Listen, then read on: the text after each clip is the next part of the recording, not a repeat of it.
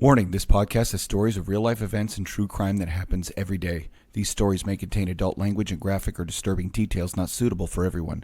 Listener discretion is advised. 132 in Bush, I've got him at gunpoint. Check the left door for going to full evacuation on this side. They're pulling them out. 911. Advise ready for campus. Gun!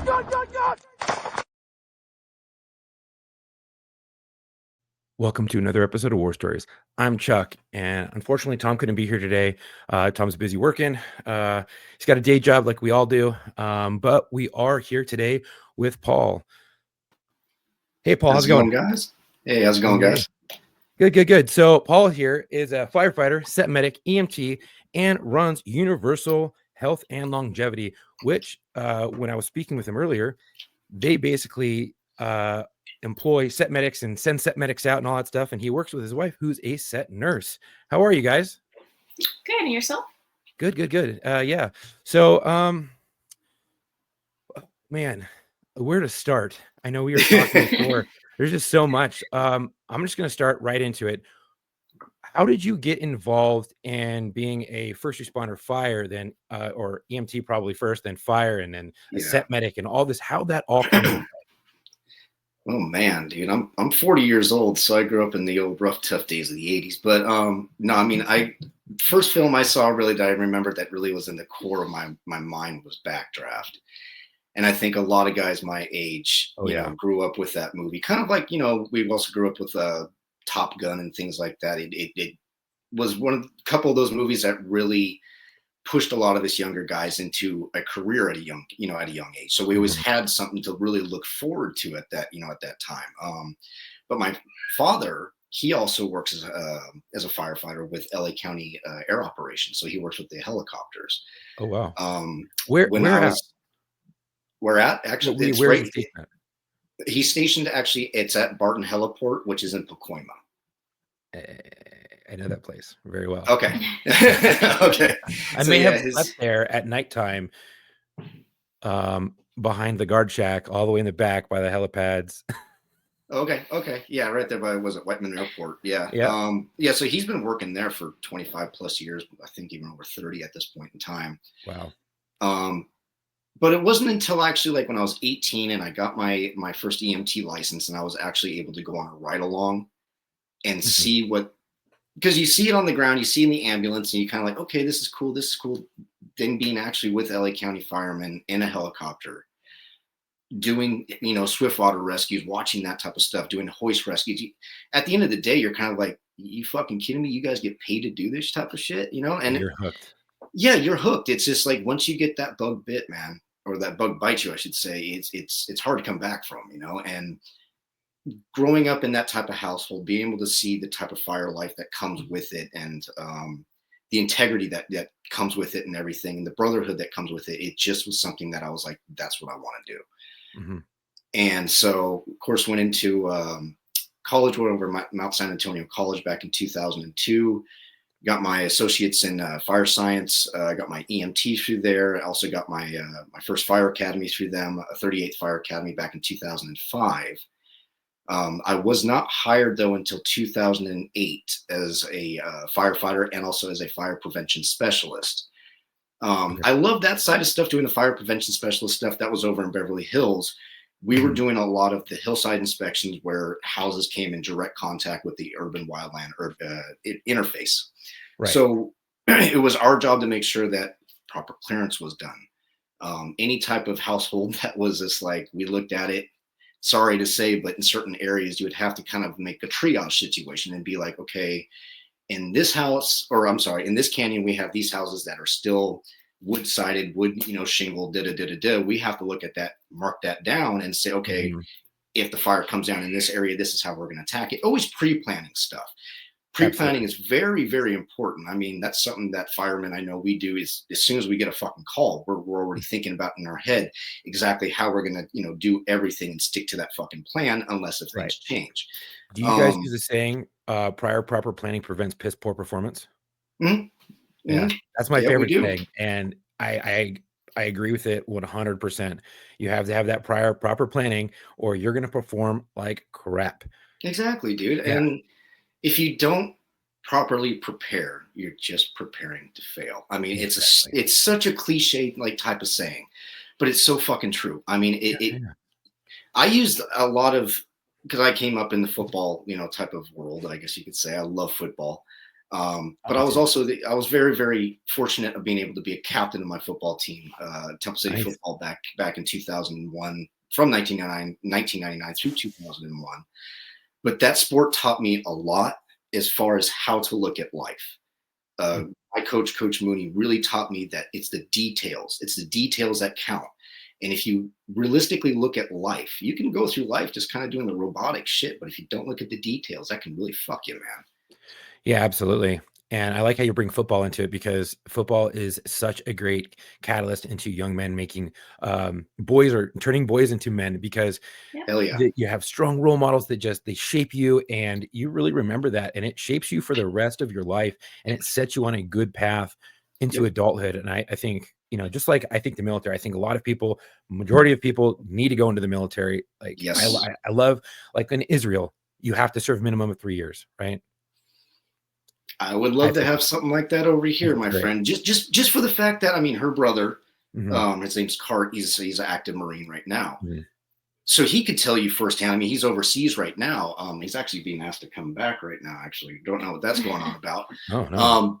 But yeah, we'll see what a little bit later on. There's some training and shit. Won't go into that too much. But yeah, it's a structure that I believe a lot of young men need because, especially 100%. nowadays, you see it. It's just not there.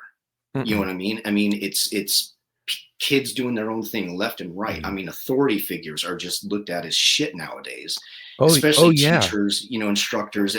They don't get the respect that they're supposed to. Mm-mm. And it's like, dude, what the fuck are you doing? Like, Right.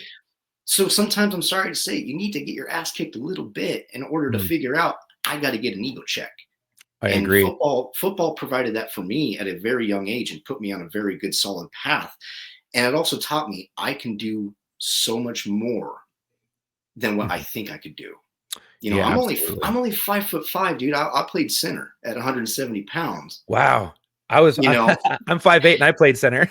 yeah, short guys, we're I was unite. also All right, captain of my football team. there you go, I bro. was like captain of the line, so So yeah. it teaches you right there, dude. When you're a little bit smaller than everybody else and you're going up against a 6'5", you have no Mhm. fucking fear. You're looking for a weakness and you're going to attack that weakness no matter what. But Uh-huh. also, you know what? You're able to lead those people a little bit stronger, maybe than a 6'5" guy that's kind of like, well, I could just go through life a little bit easier. No, fuck that. You go ahead. Right. If you hear somebody say you can't do something, you push yourself even harder to Mhm. fucking go do it. You prove them wrong. Absolutely. You try a lot harder too when when you're a little bit smaller too because you want to be Mhm. nasty, you want to be strong, and you got that fire. And I think that we need a lot more of that. We need a lot more of those strong male role models in these young men's lives. It's Oh, just yeah. it's so apparent. You see these young men turning into adults. We're not going to say men, I'm going to say an adult because lots of them are not. Mhm. And because they just didn't have that discipline growing up. And then sure, they may learn it down the road. They may learn that discipline, but they're going to be behind the curve as an adult. And I mean, Yep. you see parents nowadays scolding you don't see them scolding their children anymore because the ones that you do, they're getting side eyes, dirty looks. People are saying stuff to them like it's any of their business. I mean, so it's just like a dying culture almost. So I love it when people bring that up, and they bring up, strong male role models and just shaping people. So I mean, that's great. Well, And I it sounds like mean, you had that. you create weak men, you create a weak society. Yeah. We've seen that apparent enough as it is, and we need more men to stand up, take Mhm. charge, and be able to say, "This is where we're going to go. Sorry about it, but strong survive, weak will not." And Yeah. we need to have that strong sense back, especially in America. That's what I Yeah. believe, because we need to have people come together. We need to be able to unite first. I understand that, but you need to have a strong sense, because if you're just a weak ass, sorry to say it, pussy motherfucker, you're going to cower in the corner. And what are you going to get out of that? You're not going to freaking be able to move on in life. You're not going to be able Mhm. to build things that you really want to build. 100%. As I see it right now, we got a bunch of grown up toddlers. Oh, it's their fault. It's their fault. Take fucking responsibility for Yeah. yourself. If you mess up, big fucking deal. You're learning from that mess up. It's Yeah. Own okay it. to fail. Yes, own Mhm. it. Exactly. Like we used to say in football, oh, fucking wear it. You Mhm. wear it. You look Yeah. at that, you forget it, dude. You say, you know what, the next play is the most important. And you Right. learn from that fucking play, and you look at Mhm. everybody that's in your circle. She's my teammate. She's my freaking Yeah. head teammate right now. Mhm. If we mess up in life, guess what? That's on both of us. We're going to Right. both look at each other, and we're both going to look at what we did wrong, Mhm. figure out a plan, and go on. We're not going to Right. just sit there and point fingers. Exactly. And it's not how you fail, it's how you recover from failing. Mhm. It's called failing forward, and you're gonna fail in life, and if you fail forward, you're gonna be making progress, right? And as long as you move forward and you learn from that mistake, you're gonna be solid, and you're not gonna do that again because you're gonna learn from those mistakes. I like it. There's other words for it, baptism by fire, things like that. I mean, that's how I learn.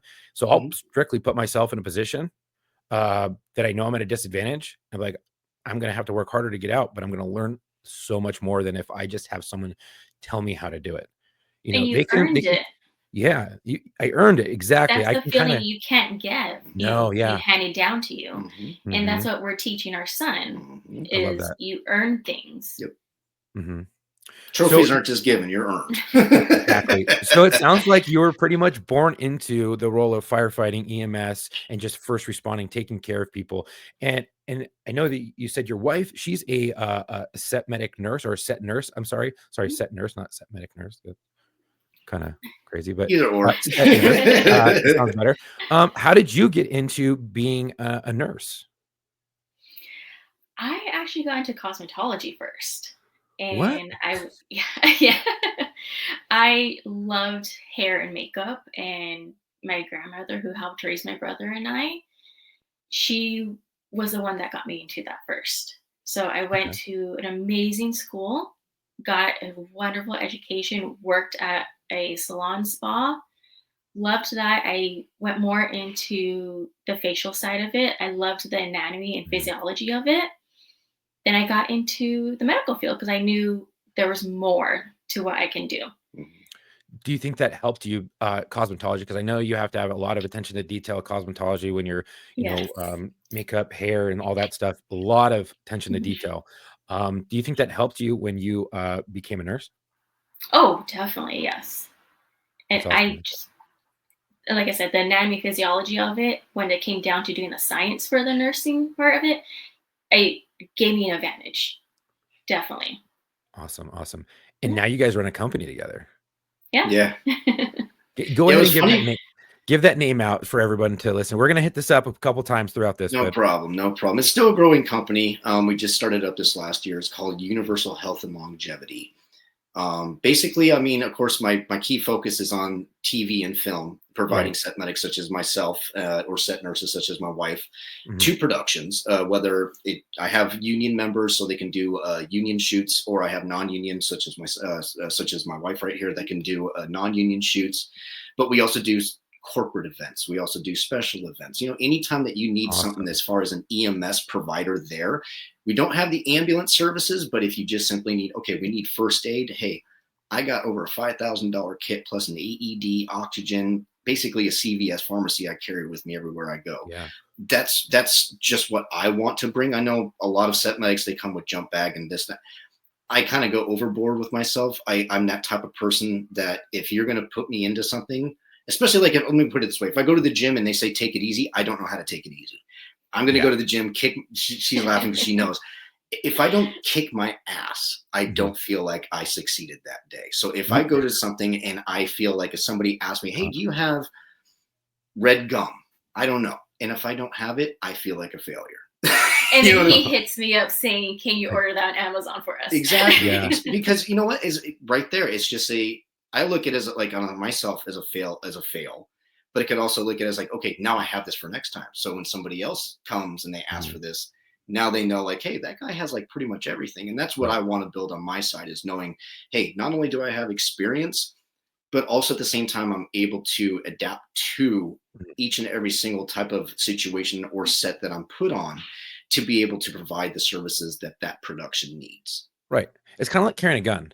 Better to have it and not need it than need it and not have it, you know? So you come Exactly. overly prepared, because you never know what you're gonna encounter. I mean, you're not running on a rig. I mean, you're your own person, your own entity Yeah. taking care of Yeah. everybody on set, and if God forbid something crazy happens and you don't have that coverage, they're going to look to you and be like, what are we going to do? And you're like, oh crap, I don't know. Exactly. So it's and honestly, you're a lot like it's crazy, but you're a lot like one of our co-hosts, Matt. He comes on and co-hosts War Stories, and he's also a host of Locker Room. He is a set medic, EMT, and you guys like so similar. He's very over prepared all the time, everywhere he goes, and then when he does set medic stuff, he's way over prepared, and because he runs under the same assumption, like I'd rather have it and not need it than need it and not have it. And I love that. And it's, that's such a good thing. I mean, you're a walking CVS pharmacy. Everyone looks up to you. It's just like the old saying is, what was I just going to fucking say? I just forgot the damn thing. It happens all the time. It'll come back. I'm 40 years old and I've been hit in the head a lot. Give me a break. So, no, but I mean, like, it's just you prepare for the worst and hope for the best. That's what I was going to say. Prepare for the worst, hope for the best. That's a lot of EMS firefighter sense. I'm sure, officers think the exact same way. Whenever you're going to prepare for something, man, unfortunately, when you get into the firefighter industry or even medical industry, you're going to see a lot of shit. You're going to see a lot of shit that you don't want to see. But it will let you know, like, hey, this shit, it exists. It's out there. Things can happen at a turn of a fucking dime. So they can. You have to prepare for the worst and hope for the best, because if you don't prepare for the worst and you think, well, I don't need that tool today, I'll be okay. Guess what happens? You're going to need that tool. Fucking tool. I can't tell you. We have emergency kit in our car because there's so many times we had to pull over and assist in an accident. Oh yeah, and we were there. Exactly. We've been there before.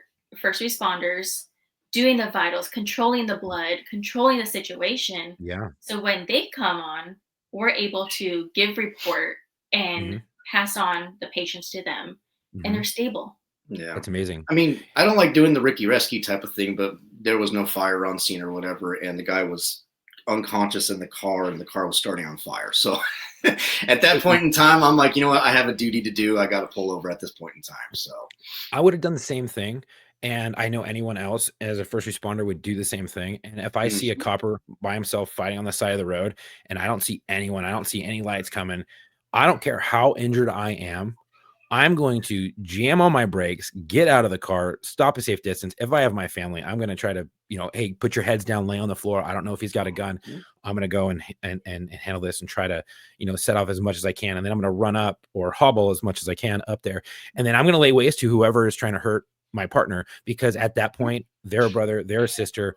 I'm going to look at them as my partner anyways. And I know that anyone else would do the same thing for me. At least I hope they would. So, I mean, yeah.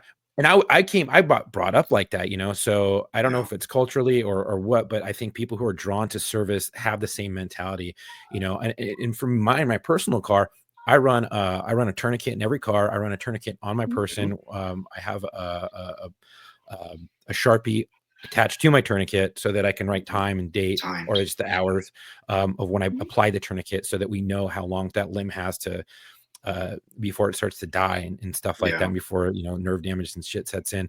And I learned all that in the Marine Corps, being a combat lifesaver and all that other stuff. But and it's crazy that you run a full bag in your personal and you over prepare for work. For us as cops, I mean, we don't really run the EMT stuff, or I have my own personal IFAC, and then I'll have another IFAC for traumatic bleeds and stuff like that, and sucking chest wounds and all that stuff. But I also know how to improvise that shit. If I don't, I'll grab a Dorito bag and some tape. I don't care.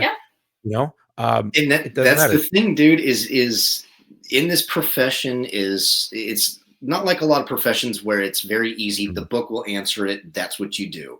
Right. On this side of things, dude, you're going to have situations where, hey, what if you only have 2 tourniquets and you need 4? You need to be able to figure out, okay, what do I have readily available? Think on the ball, be able to think outside the box and perform at that time in a very clear sense too. That's the one thing that I know a lot of times people have hard times with, is controlling their emotions in those type of situations. So that's where another thing is with sports becomes very, very important because of the fact of, like, dude, I used to fight MMA, and I getting inside of a cage for the first time, getting that door locked on you, you think you're ready. That's one of the scariest fucking things I've ever done, dude, because I was like, oh shit. But I'll tell you what. You know you're about to get punched in the face. Like, dude, you're either you're going to win or you're going to get your ass kicked. So yeah. And you're getting punched no matter what. Yeah. So the anxiety level, once you start getting into those situations, you start becoming a little bit more adaptive to those type of feelings and anxiety coming towards you.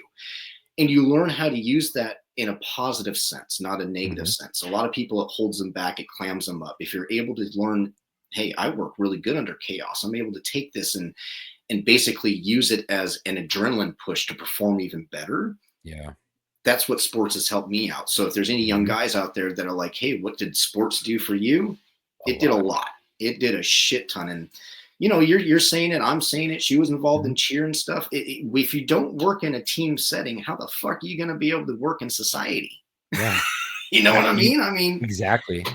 It teaches you the building blocks, the foundation for the rest of your life. Yeah, you know? Exactly. And all I know is that I'm super good under stressful situations. And I learned that through football and through the military, and just, I don't know, it's something when someone's trying to kill me, I'm super calm. I know people are trying to kill me. I'm super calm. I know I'm going to a place that other people have guns. Super calm. I don't know why. I don't know why I'm more clear-headed that way than sitting in a car with my children, letting them scream, or they're not letting them scream, but they're throwing temper tantrums. You're trying to get them to be quiet. That is more stressful than I think someone trying to shoot at me is. It's not just me, okay? No, I'm the exact same way. There's those little triggers that will set us off, but yet there's also those things that will set other people off, and it puts us in almost like a trance mode where I say, like, oh, dude, robot mode. I go into my training. Yeah. And you block out every single other thing, you know? I mean, back in 2017, right over here in Monrovia, we had a shooting at a bar. I just shown up there and shit rang out. And instead of being able to freak out or, you know, looking at everybody else freak out, it almost, like you said, puts you into that calm sense. Let me figure shit out. It almost like, maybe it's the adrenaline also kicking up at the same time. It's almost like slow motion. You can, it's like a state of zen. Things. It's weird. Yes, exactly, dude. Yeah. It really is. And the shittiest part about it is after you're done, you kind of look around, you're like, that was fun. Yeah. You're like, that was wild. Yeah. That dude got freaking shot, and that was crazy. You know, it's a sense of, like, I mean, I don't want people to take that wrong, but it really is. It's a certain type of person that is built for, I guess you could say, these type of jobs, because some people, they think that, like, oh, well, I know after 9/11, a lot of men wanted to be firefighters. A lot of women wanted to be firefighters. Everybody and their mom wanted to be.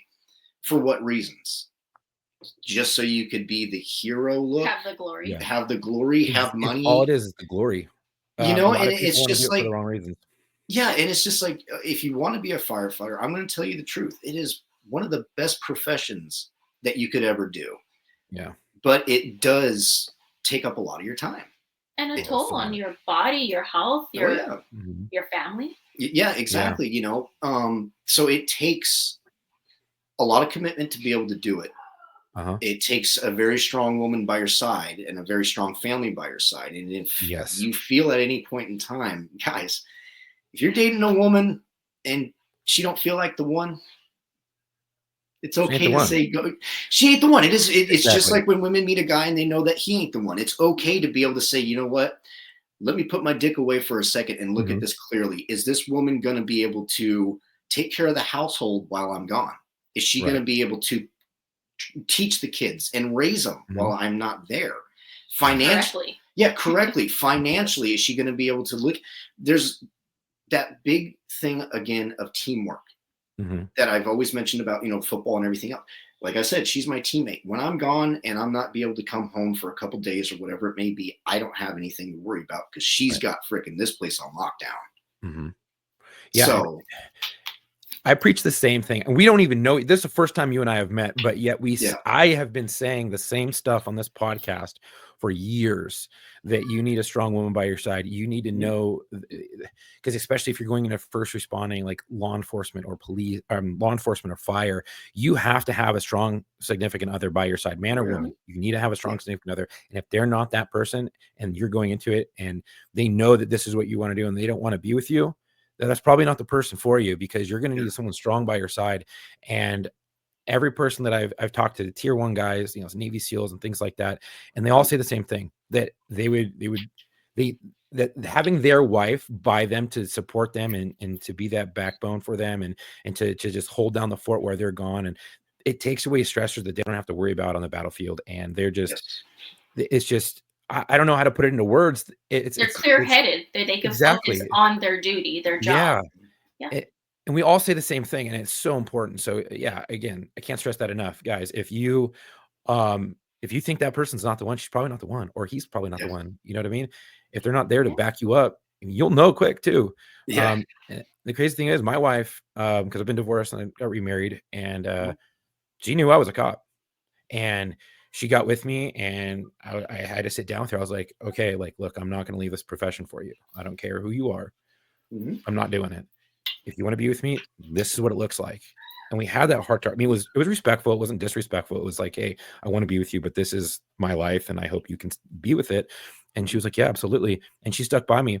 My ex, high school sweethearts type of thing, went in the military, didn't really work out. And then she held grudges against me because I became a cop so easily, which wasn't easy. It was like a year and a half to try to even get on. And she held resentment for me. And then it was so difficult. And then it was kind of like constantly battling back and forth. And you go to work and your head's all messed up. And then the contrast, when you finally meet the right person for you, it's a night and day difference. You're super clear-headed. And it's just, it's so much better. It's so much different. So I can't stress that enough. But I think, I don't know. I'm going to get into these fires, because I've worked a bunch of these fires, and it kind of goes back into something that you guys were saying, that, people, they look at the glory and they look at all that stuff, and they want to be firefighters after 9/11 because they want the glory. They want people to pat them on the back or whatever. And there's a good bunch that were like, no, I want to be a firefighter or a cop or go into the military because I want to defend my country, or I want to help those who can't help themselves. And those guys made a big impact on me. And there's those two types of people. And then I've been injured for the last 3 years. I've worked a bunch of fires in LA County, in Los Angeles, where a bunch of mutual aid was called in, and it looked like the fires that we had just recently seen, except it was on a lot smaller. There was about 2 fires, but all of San Fernando was on fire. All the hills were on fire. Santa Clarita was on fire. Angeles National Forest was on fire. It was just nasty, big fire. And we were there for like a week straight, working these fires. And so I see all these coppers and stuff now, like out there, and firefighters out there, doing the Lord's work. And I'm so like bummed that I can't be there. But it's not because I want to be on the news. I hate being on the news. It's because I miss helping those who can't help themselves, and getting out there and just, I don't know, just doing the Lord's work, and people looking up to me. I love it when people were looking up to me and they came to you for advice and help. And it feels so good to give them that advice and to help them. So I'm watching these fires and I'm like, damn, I wish I was out there. What are your thoughts on these fires? Well, first, I'll agree with you 100%. Exactly what you were saying is, like I was saying earlier, we live in Monrovia, so we watch these fires, or at least the Eaton fire, literally start a mile from our house. And my good buddy, him and I were partners together on the rig, lives like not even a mile from me. Drove over and we sat there and watched these fires start off. And last time we were together on a rig, fighting fires in the hills was back in 2010, I want to say. Okay. We're old guys now. We're in our 40s. I got a bad back and everything, but we were saying the exact same thing. If we could jump on a rig right now and just go do it. And it's not even for money. It's not even for the glory, or just like you said, you're used to that captain position. So you like to be able to be in that position where people can look at you. You can look at certain individuals and know they're not strong enough. Yeah. They can come to me though. I can be that strength for them. Yeah. Some people take that the wrong way. I don't know why. It's okay sometimes to say, just like you were giving praise to the Lord. I had to fall on my knees and tell the Lord, I need your help. Mm-hmm. So if there's anybody out there that ever thinks that they're not strong enough for certain things, it's okay to ask for help, especially from the Lord. Exactly. But it's okay to also, once you get that strength, to pass that strength on to other people. If Mm-hmm. you see somebody that needs that strength and they need help, that's where guys like us come in, and we go ahead and pass and show other young kids. These are the type of things that we need in life. These are the men that we need in life. Because guess what? If you don't have that strength, who's going to be strength? Who's going to be that strength to lead people to safety? Who's going to be that strength to basically round people up? We're made for that for a reason. I think that it's a God-given talent, like you said, but there are others out there that will lead, or I should say, learn to lead through time. But it takes men like us to basically show and pave the way. Yeah, to teach them. Yeah, because if you have, I've seen that both sides of that, where so I did my probation in law enforcement in a very tough area, and very, very fast, very busy, lots of shootings, lots of stabbings, lots of, oh my God, what the fuck in your face stuff. And then the contrast that when I wheeled out, I went to a different area, and I was like, whoa, this is totally different. You had probationary officers talking back to their training officers. The training officers were like, I'm just going to teach them the bare minimum, push them out. I don't care. And I'm like, what? This is like the culture from my last place was, you're going to know, because when we say our name, when you say I did probation at blah, blah, blah division or whatever, they are going to hear that name. They're like, he's locked on, he's squared away, because we have a good track record. We don't want them to be like, oh, you did your probation. Ugh, you're garbage when you will that, because that does you a disservice.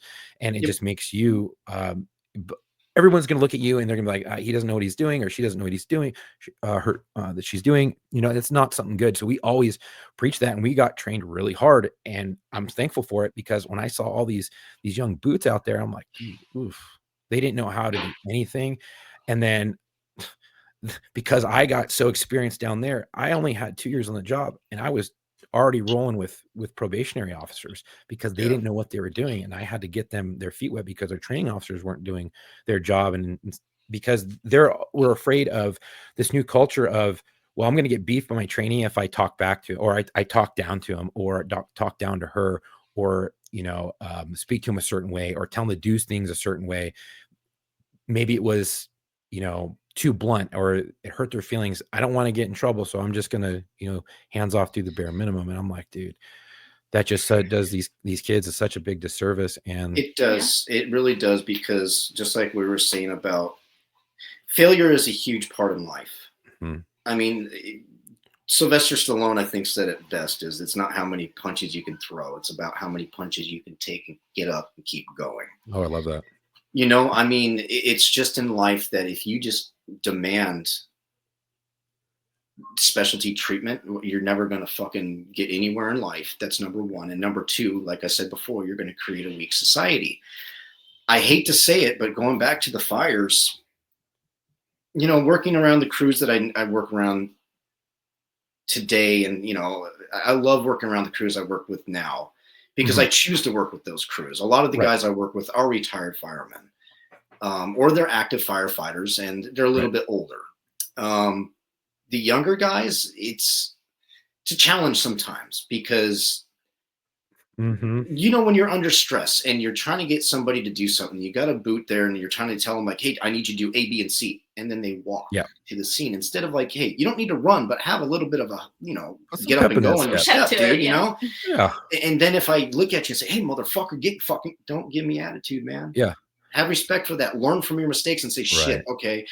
Have some freaking, like, I guess you can say, like, fear in yourself of knowing, if I don't do this right, I'm going to look like a piece of shit. And actually have some respect for your fucking name, dude. Like, go out there and want to know, or have people know, if I'm doing this, I want people to know I'm fucking on top of my game. I know exactly what I'm doing. And you know what? Even ask, what the fuck can I do better?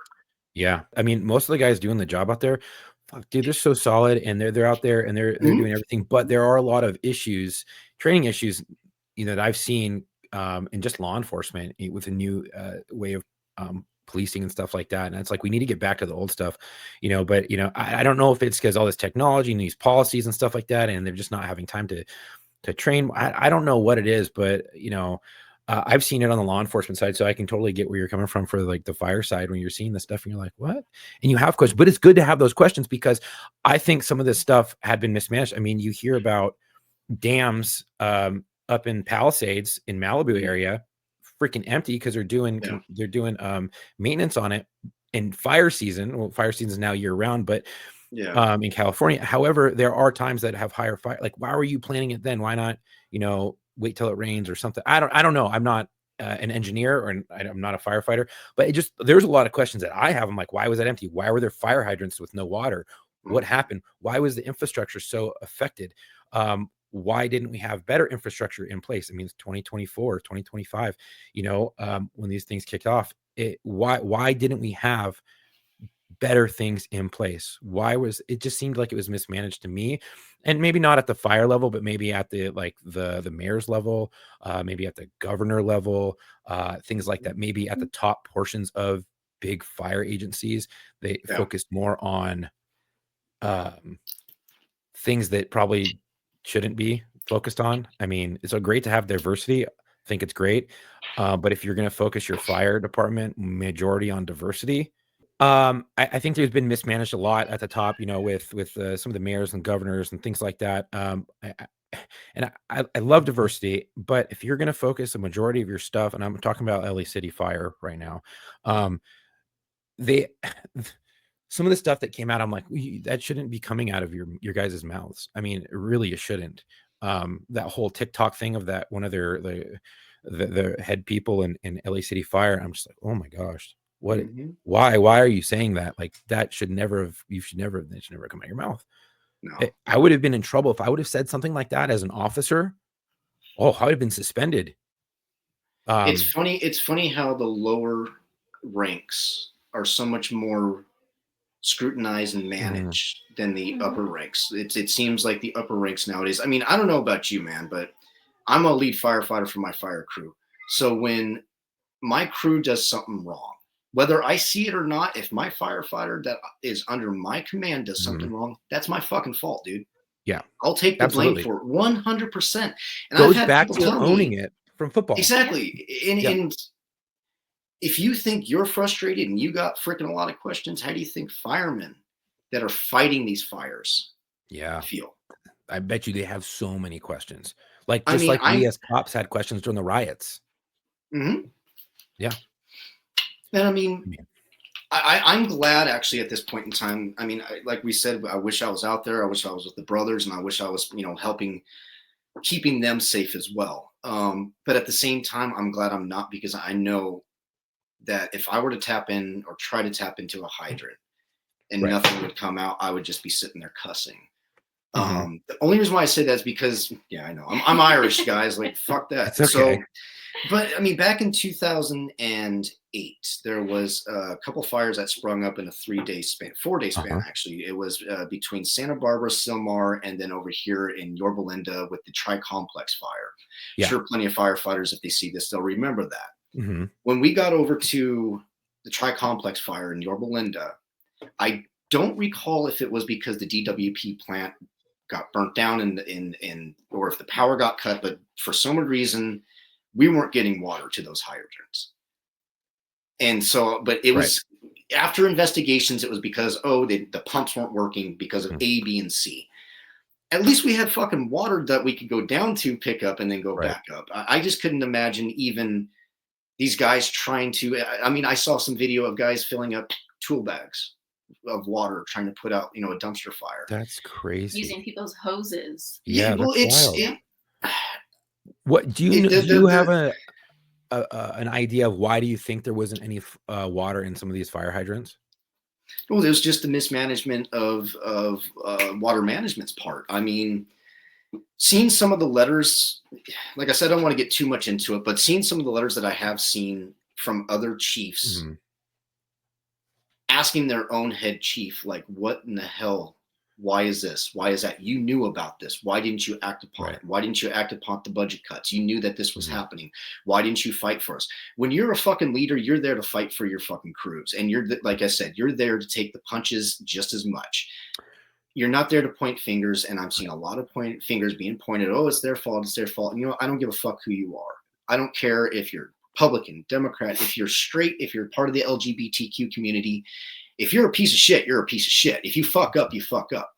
It just is what it is. So it has nothing to do with what we're saying on a political basis. It's just I'm looking at what I'm seeing on a logical basis and saying there's a lot of shit that went wrong here. So it's not normal for fire hydrants and water to just disappear out of these hydrants. That's not normal, correct? No. Okay.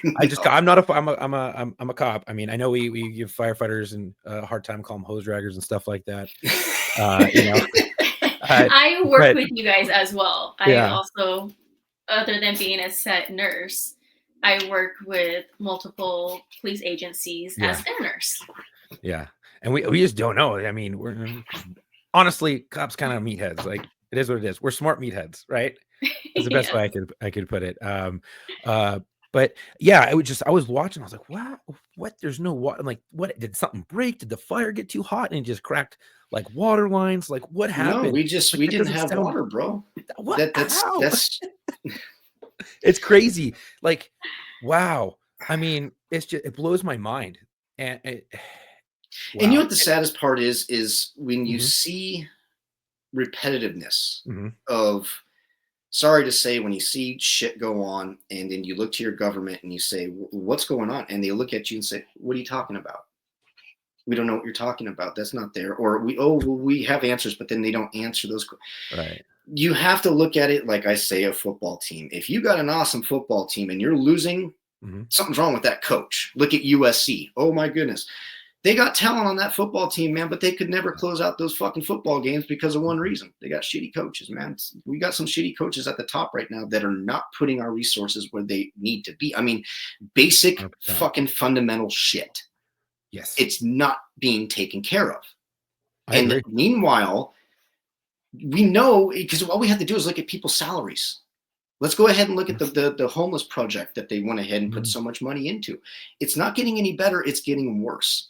Well, why do they keep on asking for money? Well, what's the top guy? What's his salary?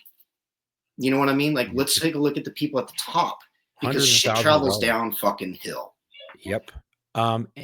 So you hit that right on the head, nail right on the head. What do you think about the fires and being arson? Because they seemed way too far apart to just all start popping up at the same time. And then we saw people setting fires. We saw people doing crazy shit, dropping off gas cans in the Palisades. Like, what the heck is going on? Like, I could go down the rabbit hole and be like, this is a George Soros funded thing. You know, they hired actors to do all this stuff, to set fires, to create chaos. Like, I mean, I could go down that, but is it just bad people? Do you think maybe one of them started that was natural and the rest were arson? Or what's your thought on that? Chuck, the thing is what you're saying is that you're getting these ideas in your heads. We're getting these ideas in our heads for a reason, because they're not giving us answers. And we're seeing all this shit going around us. And we're like, wait a minute, none of this is making sense. I'm looking at fire activity that doesn't make sense to me. Why are firefighters being told, hey, do you have pictures of these fires on your phone? Clear them. You're not allowed to have those. I've never been told that. Is that's really happening? That's really happening right Holy now. Shit. Going on. Bro, I have like so many of fires, and they never even gave a shit. No, we're being told that if you have pictures of the fire, basically because what they're saying is, oh, it's an open investigation. What's so being open investigated about burned down homes other than like, okay, yes, this is your house. Insurance is supposed to come in and do this A, B, and C, and we need to have a security presence for looters right now. We don't need to have people being told, you need to stay inside of your home. You can't come outside your home for your own safety, which is going on in Altadena, and it happened for what, at least 5 days? Yeah, just about. Why? So when you have those type of things go on, conspiracy theories are going to spring up, because it's kind of like, well, let's follow the breadcrumbs. In this case, let's follow the money. Well, the money obviously was diverted to something else. Why? There's some fishiness going on. We need to be asking these questions. We have to be asking these questions, and I hate it when people say like, Question "Well, just everything. listen to the experts." Who are the fucking No. experts at this time, dude? Because you know what? I can go to one doctor Mhm. and they can say, "You know what? That mole needs to come off because it's cancerous." I'm going to go get a different opinion. It's called an Yeah. opinion for a reason. We're not experts on jack shit. Yep. Realistically, we're learning all the damn time. Yeah. But 100%. if we open up and actually just look and use our common Mhm. sense, you can kind of come to your own answers. You don't need to have answers from other Yeah. people. So do I I look at agree. this shit and think is it shady? Is it looking kind of like none of this makes sense to me? Because at Mhm. one point they said, oh, the Palisades fire started at this address, at this house, at the top of this street. But then video footage showing it up in the hills away from the properties. Right. So is there anything that's happening that the public doesn't know that we really should know Not that I know of regarding at all this these point in fires? time. I mean, nothing that's spectacular, nothing that we know. I mean, Mhm. that's all at the top, like I said, is I Yeah. give nothing but such strong credit to all these men and women out there right now fighting these fires, providing services, Oh, yeah. volunteering their time, because there's a lot of people out there that they go to work and they earn a paycheck, they come home, they don't really care as long as they get their paycheck. You know, men Yeah. and women like us, we love our job. Mhm. We don't do it for the paycheck, but we're also willing to die for that paycheck Right. if needed. It's not like we go out there thinking, oh, I'm gonna die today. Right. But And we I always hate have that that. I hate it when people say, "Oh, well, you're a cop or you're a firefighter. You signed up to die." I'm like, well, okay, hold on. That was Mm-mm. okay. I didn't sign up to die. I'm not coming here to die. I Yeah. signed Yeah. up that if I had to give my life for someone to protect someone, I would. But I Mhm. didn't just show up to be like, all right, I'm ready to die today. No, No. that's not no. I have a family. I want to. I'm human, dude. Like I'm just like that person that lives, Yeah. next door or whatever else. Just because we carry badges, it doesn't make us fucking superheroes, dude. You shoot me, I'm still gonna Yeah. fucking die, type of thing. Yeah. So we're still thinking risk reward, Mhm. basically. Well, if I risk this, what's going to happen to me at this point in time? Am I going to go home or am I not going to go home? I mean, Right. you look at, of course, life first. You're going to go ahead and do what you can to protect that person at that point in Yep. time. But if you look at property sometimes, such as firefighting, we have to do that type of triage. And a lot of times Mhm. people are complaining because they're like, we don't see firefighters A, B, and C here. We don't have the resources right now. I hope people Yeah. understand that we just don't have the manpower / woman power to Well, be able to fight these fires yeah, correctly. that And brings up also another when you question okay, that go I ahead. have about not having like the amount of not having the resources with manpower and things like that, which I mean, let's face it, LA and just California in general has been in a deficit of cops and fire personnel. It just they Yeah. have. It's because budget, I mean, maybe if they stop paying the people at the top, maybe that money could come down, Yeah. and better benefit the actual men and women doing the job. But that brings up something I saw on the news, the Boneyard with LA City Fire. I think it was LA City Fire, all those out of service rigs just because there's no one to be using them. I mean, and they're just sitting there while the massive fires going on and they could be out there in service doing whatever. What are your thoughts on that? Horrible. I mean, if you don't have a functioning tool, you're not going to be able to, Yeah. provide that job source that you're really going to be able to go out there and do. Mhm. If your hammer's broken, you're not going to be able to freaking hammer that nail correctly. Right. You know what I mean? So it just goes to show. And of course, there's a lot of things out there. This is all speculation on what I'm thinking and everything. But I'm just looking at it as fire chief, dude.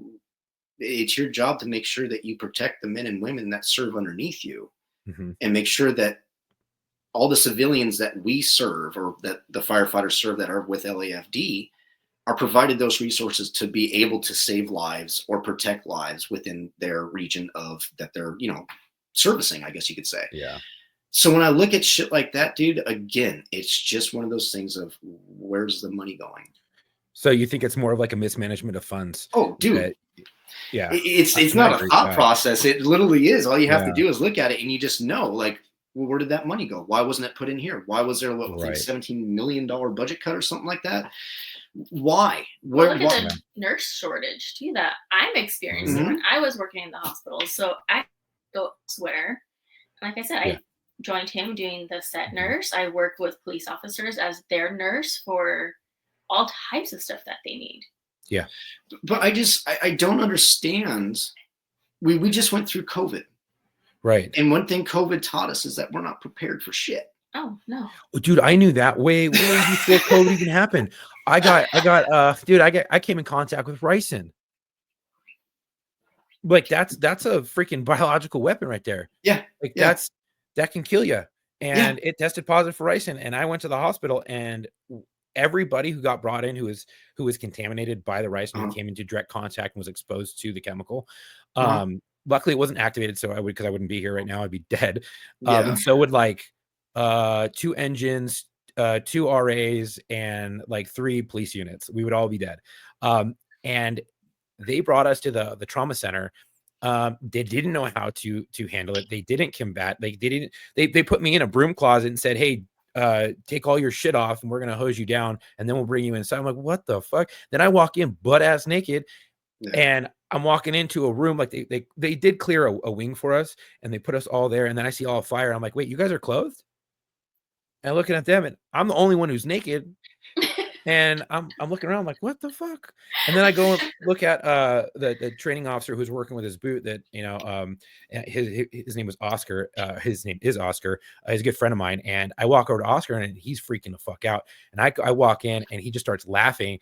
And I guess everything happens for a reason, trusting God. But I'm assuming that happened to make him laugh because he needed it, and he was super down, and he thought he was going to die, and he wanted to see his kids again, and he was just opening up. And I was like, "Hey man, just calm down. At least you're not naked. If you're fully clothed, I'm the one but naked here." And we just started laughing, and it kept his mind off of it. And then, long story short, everything was all good. But that just showed me that you have 4 different protocols going on for one contamination, and it's all being handled differently, which scared the shit out of me, because I was like, if something crazy happens, which ended up happening with COVID, we're not going to know what to do. Nope. And protocols are changing every day in the hospital. I was told to reuse my mask for multiple shifts and just put it in a paper sandwich bag, and it would be good for my next shift. And then afterwards, we were told to put it in a trash bag, and it would get sanitized, and then we reuse it because we were out. Yep. So anybody out there, watching and hate to say it, if you want to fight, you're working at McDonald's and you want to fight for an $18 paycheck, and you think you're being treated like shit for working 8 hours. Imagine being, with the shit that we had to go through. And we don't complain. We'll talk about it, and we'll laugh even about it. But a lot of times, this is where the dark humor kind of comes into the sense, is that you start building this dark humor so you can look at these situations and just be like, yeah, you know what? It could be fucking worse. Get over it. Yeah, you got to be able to cope with it somehow in a shitty situation, to keep pushing through and not think about all the bad stuff. You know what I mean? So do you think like something like, not COVID, but I mean, or COVID, these fires that just happened, do you think that this will happen again, and how we can prevent against a massive catastrophe like that? No matter what, we live in California, bro. We're always going to have wildfires. Yes. I mean, back in 2009, when I was fighting the station fire, that supposedly was, I think at the time, the biggest fire or something like that, if not the second, largest fire. So you always think like, oh man, nothing's going to top that. Bullshit. It's just a little taste that we had at that point in time. It's going to happen again. And that's one thing that we have to learn is the older I get, the more and more I actually am interested in history. Because you actually look at history and you can say like, well, it's in the past. Don't worry about it. No, fuck that. You learn from that past. You look at it, and the more and more you delete things, the more and more you're going to forget the answers for how you went about that and how you defeated all that type of stuff. Right. You know what I'm saying? And you're doomed to repeat it. Exactly. So history always is going to repeat itself. So if we don't look at our mistakes and know, okay, we have this many people living in Los Angeles. We have this many people living in California. Okay, how many people do we have serving these amount of people? How many resources do we have to protect these people? If the answer is we got 1 to every 1,000 or 100,000, your budget's already wrong right there, buddy. Like we're going to need to freaking recruit. We're going to need to want to make people to be firemen. I mean, after 9/11 or cops, after 9/11, like I said, everybody and their mom wanted to be a firefighter. I asked my friend the other day, is this going to have the same impact, or people not want to be firefighters after this? I don't know. I mean, I really hope people look at it and say like, man, those guys, they're freaking studs. They went out and they did fucking work with as little as they fucking could, but they got the job done.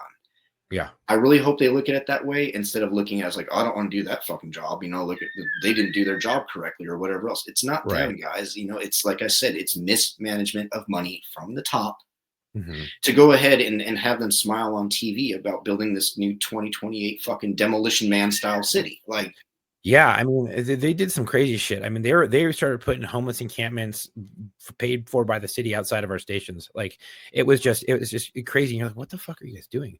Like, and that's your answer to homelessness? Butt it up against a police station because we're gonna keep it in. Like, what are you doing? It makes it so unsafe for everybody.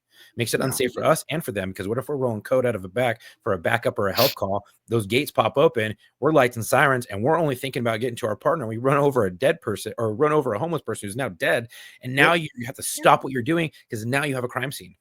You know what, Chuck? It's easy when you're sitting in an office to go ahead and say, "This is how I feel," but when you're out there and you see it, firsthand, and anybody that talks shit about cops, anybody that talks shit about firemen, go on a ride along for one day and see what it's really like. You're going to have a different point of view of everything. I mean, anybody that either wants to be a cop or firefighter, go on a ride along.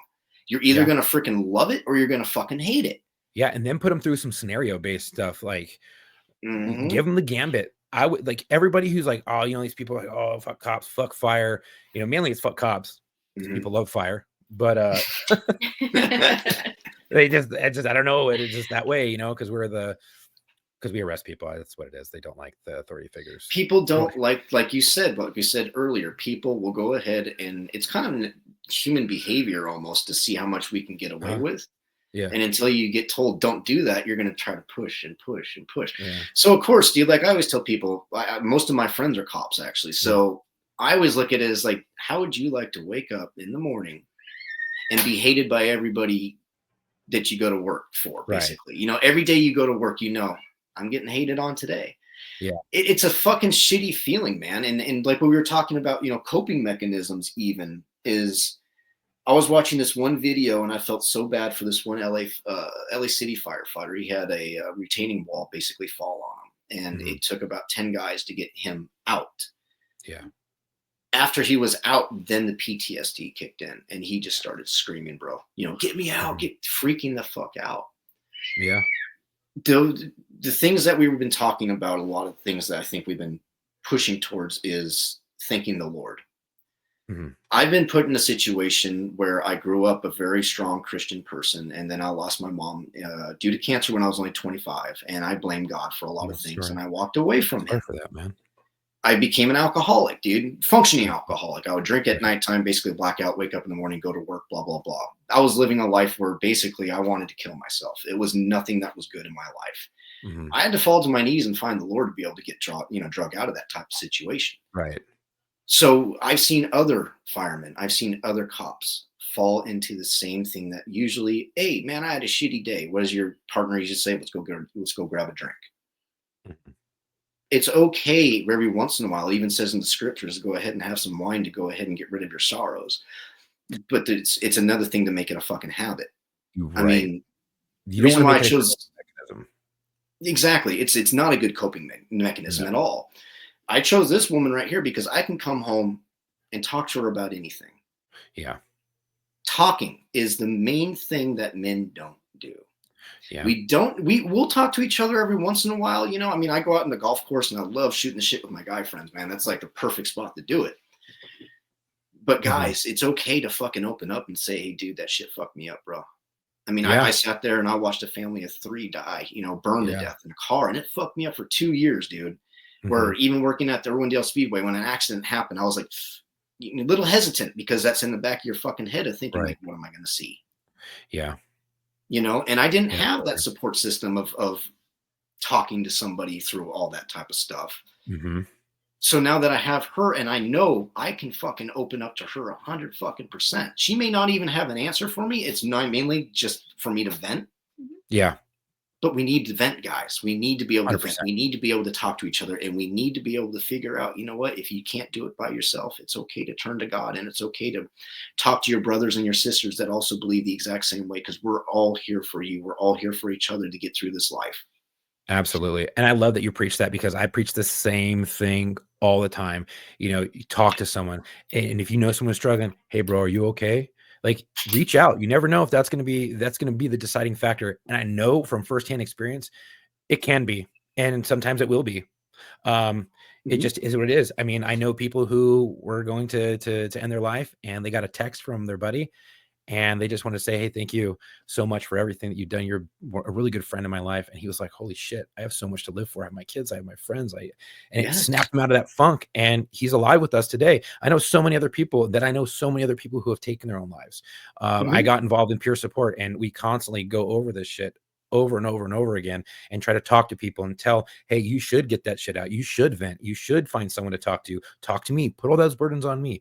And if you have a good spouse and a good woman or a good man behind you, open up to them, talk to Yep. them, because if you don't, it's going to come out, and it's going to come out in a way that you do not want it to. A big And way. as much as we do talk, I guarantee you there's things that you bottle up and you don't bring out, Mhm. because you just don't want to deal with the stress at that point in time. And then it just kind of starts, you know, um, overflowing on everything. And then it comes out. And even those of us who are good at talking about our issues still struggle to talk about our issues. Oh It is yeah. what it is. I Yeah. think it's just a man thing. And there are women out there too, especially women in first response. They do the same shit, because Mhm. I think it's a coping mechanism with the shit that we've seen, the stress, the trauma. We don't want to think about it. So we're like, oh, that's going to stress me out. I'm just going to put that over here. I'll think about it Yep. later. I'll think about it later. Mhm. And then you go to put that last one. Oh man, I can't get it in there. And that starts falling back out on you. And then it starts falling back out on your family. So I think I preach that to talk to someone. If you need a Yep. therapist, get a fucking therapist. Go to Yep. BetterHelp. Go to one of these places online. Use your insurance. Do something. I mean, I know most agencies have someone to talk to there. Talk to them if you don't want to burden your family with it. But just Mhm. know that you should talk to someone, because if you don't, it's going to spill out on people that you don't intend to, and it may hurt them. It, Yeah. Yeah. and The I have a question 100%. for you. Yeah, I have a question for you, man. And for your wife. What could you give in advice to a younger you, or to a new person wanting to get into the fire service first responding? This is for both of you. Do you want to go first? Do you want me to go first? Um, I think just making sure you have that support with you, no Mhm. matter whether it be friends or family or a mentor. And like he said earlier, do the ride alongs. Yeah. I got into nursing because my grandma passed away. Mhm. And I was like, she got me to cosmetology and taking care of her. I dropped out of school afterwards Yeah. to take care of her.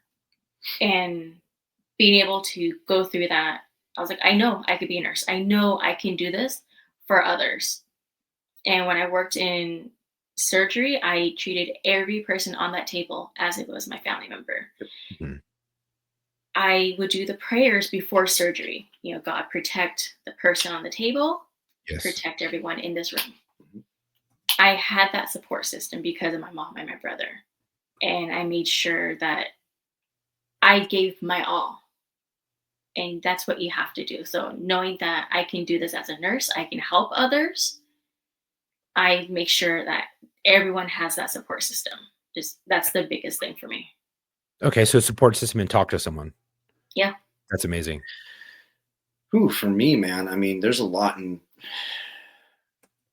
within the fire service, man. I mean, you're also going to need to have some very good mentors, and you're going to Mhm. need to know and figure out, okay, especially us men, Mhm. you're going to be presented with people to hang out with at a younger age that's either going to take you down this path or this path. Right.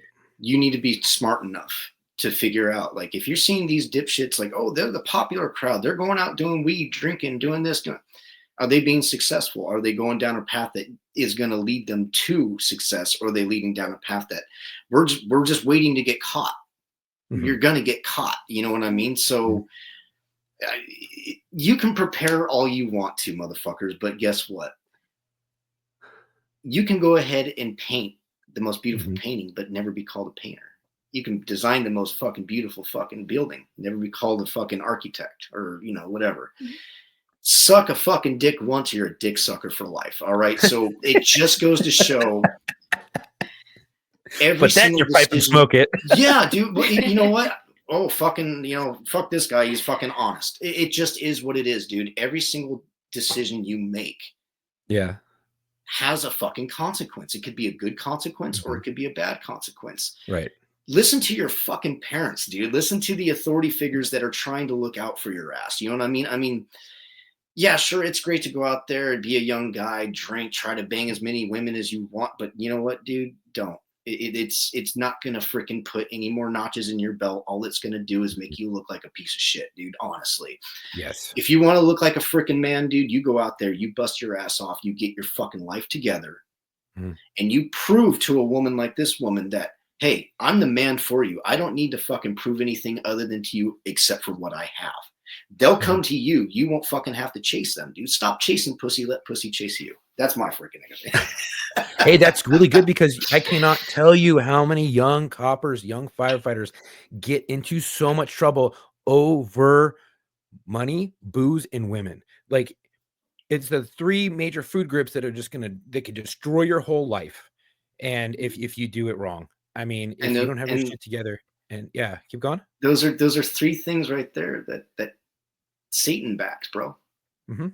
You know what I mean, dude? Like, we all love drinking, getting a little buzzed and everything else, but there's a point of no return sometimes, and you aren't in control of your fucking self, dude. Right. No, that's not good. If you want to experience, go ahead, fucking experience. You're gonna wake up feeling like shit the next day.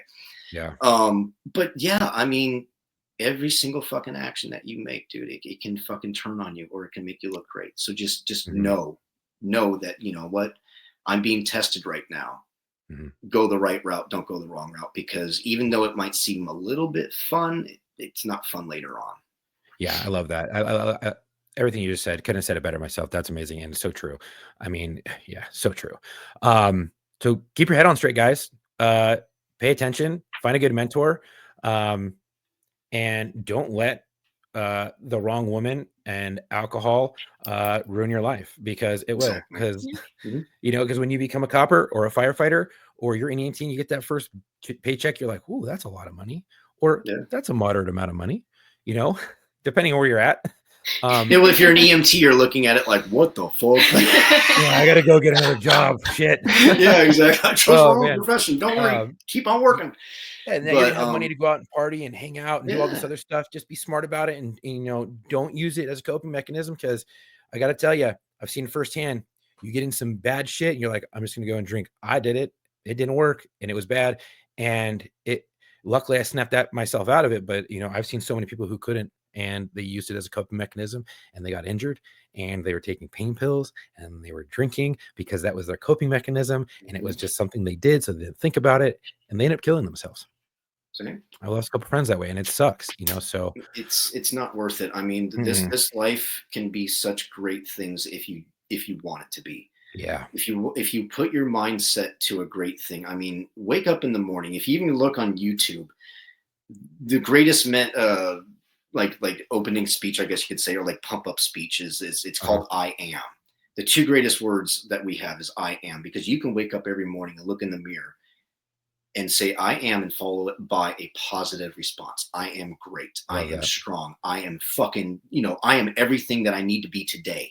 You're manifesting something right there in yourself. And if you do that, it's just going to continue. Negativity is a fucking cancer. Get that shit fucking out of your head. If shit goes wrong, guess what? Look around you, brother. We're in hell right now. We got to go through hell to get to heaven, basically. Yes. Just know every day something's going to go wrong. It's how you fucking handle it. It's how that day is going to fucking turn out. So every single morning, I am great. I am strong. I am going to do good. Because when shit fucking happens wrong, you're just going to look at it and be like, cool, I'm good with it. We'll just go ahead and go right through this shit. Yeah, absolutely. That's great words. We're at the end of our time, but that's a great way to end this podcast, this episode. I love that. It's true words could never be spoken better. I mean, that's amazing, and that gives a lot of good information for these younger cats that are on the department, and those who are looking to get on the department. It gives a lot of good advice for when they come on and to help guide them. Yes, that's amazing. I would love to have you back on. I would love to get Matt, our resident set medic, in on that, so we could talk more about set medic, get some of those set medic stories, because I know you guys have some. I know you have firefighting stories.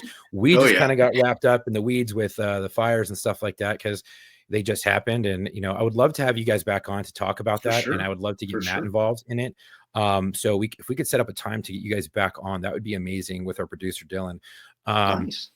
Yeah, if you guys would be down for that, I'll have him set it up. He's listening right now, so he's probably already going to get on it and probably reach out to you guys on LinkedIn and get you guys back on here.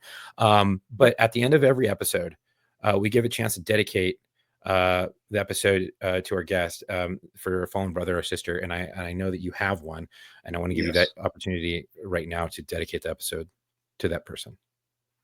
I would like to dedicate this episode to an outstanding young man that lost his life in 2009.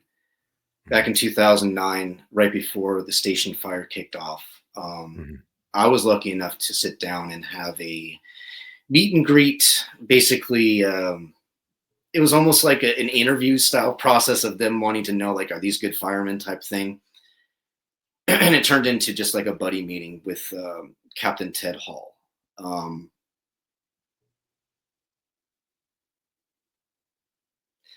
It's all right. He was a good guy, very strong man, and somebody that, lost his life doing something that he absolutely loved. And I just want to say thank you to everybody that stood by him during that fire and stood by his family. This is something that we love and that we absolutely love to do, but this is a brotherhood between anybody that wears blue. Yes. So just know, if you're watching this type of stuff, it's okay to cry and then to love and mourn people that we love. But let's remember what they did, and let's fucking keep pushing on and be better for them. Okay. So, but yes, this is for Ted Hall, man. I miss you, brother. God bless you. Well, Ted Hall, rest easy, brother. We have it from here. I mean, we're going to keep doing these until we have no one left to dedicate, but unfortunately, it's probably never going to happen because of the job that we chose. And there's brave men and women out there that are putting their lives on the line every single day for zero thanks. And they are willing to sacrifice themselves for the greater good of humanity. And Ted Hall was an example of that. So again, rest easy, man. My brother, we have it from here. I know it's rough, and it's okay to cry. You're right. That was rough. And it's never easy losing a brother. It never is. Or a sister. Never. Exactly. It's always going to get harder. It's never going to get easier. And it sucks. So, but let's try to end this a little bit happier. I know you guys run a company, and you guys already plugged it. I want to give you a chance to plug whatever you have going on right now. Tell people where they can find you. If they're looking for set medic work, tell them where they can get a hold of you at. Maybe they didn't hear the first part. They're going to hear it now. Basically, like I said, we're still a company that's on the up and up. Still trying to design our website at this point in time. But if you want to go on LinkedIn, you feel free. I have my LinkedIn page set up, has everything that you can contact me on with there. Also on Facebook, Paul Ewell, you can more than likely find me there. But LinkedIn is usually my business page that I have right now. It's called Universal Health and Longevity. Again, I have a team of set medics, paramedics, EMTs, people that are security guards that are also medics and EMTs. So if you need security, we can go ahead and provide, security guards that have that type of certifications. If you need set medics or medics at a corporate event, if you need just to have medical at a certain type of event, we're able to do that. I was able to go in and do the All In Summit that was over here at UCLA for a couple of days. So those are the type of things that we're able to go ahead and provide for either, like I said, TV productions, film productions, corporate events that are just saying, hey, we're going to have a birthday party, but we want to have it big, but we're going to have over 200 people. We just want to have somebody there just in case. Awesome. Go ahead, hit us up. We're ready to rock and roll for you guys. Awesome. And again, that is Universal Health and Longevity. Look them up. That's awesome. I love it. I want to say thank you all today for tuning in. If you enjoyed today's episode, make sure to follow us on Instagram at war_stories_official and Facebook at War Stories Podcast. If you're already following us, we really appreciate it if you could share a post and help spread the word.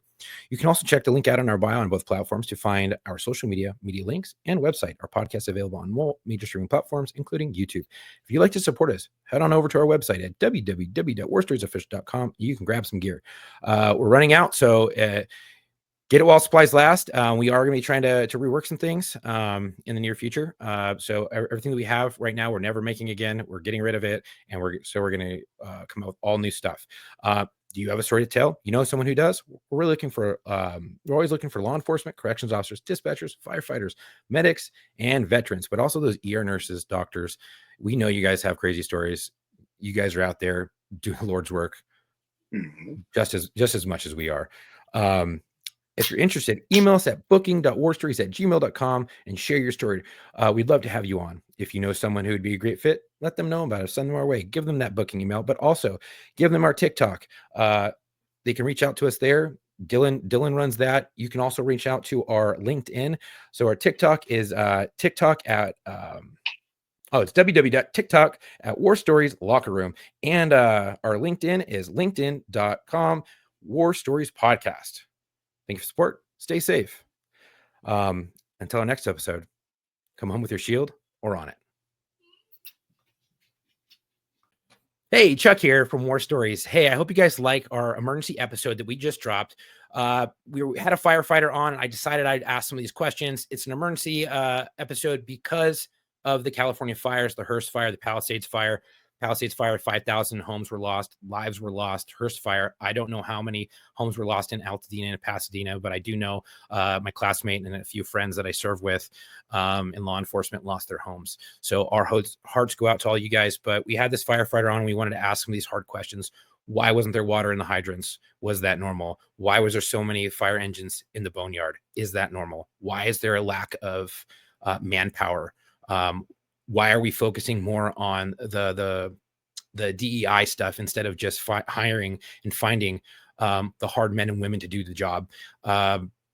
Why is the questions that we asked as firefighter? He answered. And to all the men and women out there that are doing the Lord's work, we thank you. Keep doing what you're doing. You guys are out there every day, busting your humps, doing the right thing. And we thank you. But we do have questions. A lot of us do. And we have to keep asking questions. And that's the only way we have a productive society. To the mayor and to the governor, we have questions for you. A lot of it's why weren't we prepared? Why were so many fires started? Those are the questions that we asked. We got some answers, but there's still so much that we don't know. We hope you like today's episode, this week's episode. We really do. It's an emergency episode because we just happen to have a firefighter on and we wanted to get it out there. So thank you guys so much for tuning in. We hope you like the episode. Stay safe out there.